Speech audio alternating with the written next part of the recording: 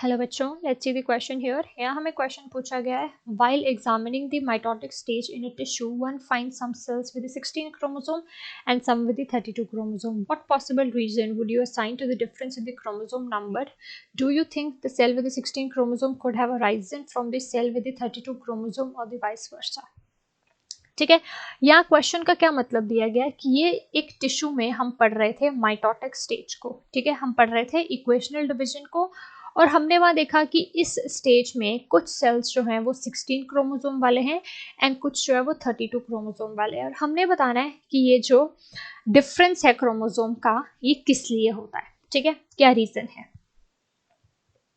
इस केस में हमारे पास एक फिनोमेना चलता है। ठीक है, यहाँ पे हम एक फिनोमेना की बात करेंगे जिसका नाम है मोजाइकिज्म। ठीक है, मोजाइकिज्म यहाँ पे फॉर्मूला चल रहा है। ठीक है, एक कॉन्सेप्ट चल रहा है मोजाइकिज्म का।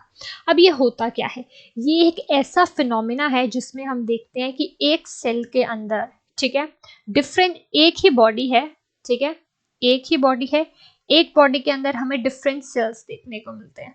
ठीक है, एक बॉडी के अंदर डिफरेंट सेल्स हैं एंड इन डिफरेंट सेल्स में हमें जो है वो डिफरेंट क्रोमोसोम नंबर देखने को मिल रहा है। ठीक है, डिफरेंट क्रोमोसोम नंबर। जैसे कि हम बात कर रहे हैं यहाँ पे एक में 16 क्रोमोसोम है और दूसरे में 32 क्रोमोसोम है। इस फिनोमिना को हम मोजाइकिज्म कहते हैं। ठीक है, अब इसका रीजन क्या है, ये क्यों अकर करता है। मोजाइकिज्म का रीजन है कि यहाँ पे नॉन डिसजंक्शन हो जाती है। ठीक है, यहाँ पे क्या हो जाती है, non disjunction of chromosome on the anaphase. ठीक है, non disjunction of the chromosome of the anaphase. अब एनाफेज में हम ये चीज देखते हैं कि हमारे जो क्रोमोसोम्स हैं, ठीक है, सिस्टर क्रोमैटिड्स हैं, वो ऑपोजिट पोल की तरफ मूव करते हैं।